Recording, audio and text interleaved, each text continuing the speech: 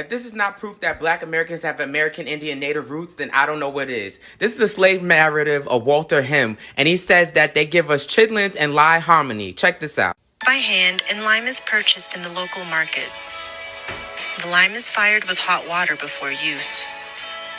The maize is mixed with water and lime and cooked for an hour or so, depending on how hard the kernels are, using either gas or even fire.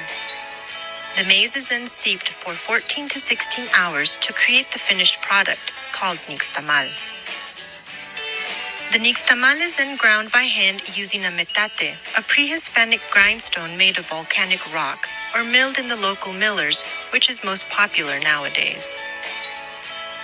Water is added to fresh nixtamal to create masa or maize dough, which is then formed into tortillas, either by hand or in a tortilla press.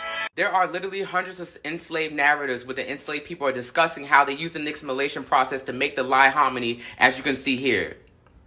I can show you guys so many of these records of them discussing this lye hominy that requires the nixtamalization process.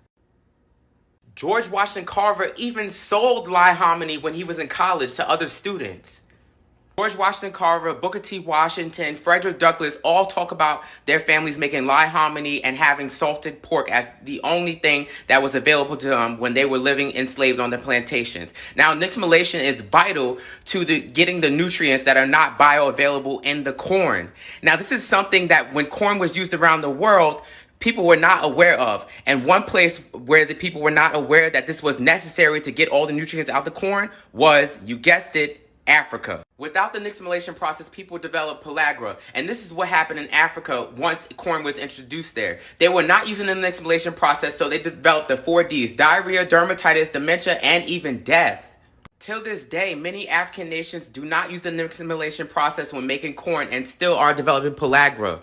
But catch this, during the early 1900s, while George Washington Carver was selling his lye hominy to other college students using the nixtamalization process, white Americans thought they outsmarted our primitive nixtamalization process and started using mills to process corn.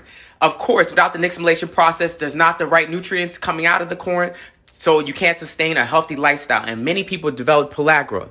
So this whole time, a staple food in the Black American community, grits and cornbread, literally comes from our American Indian roots. Who would have known?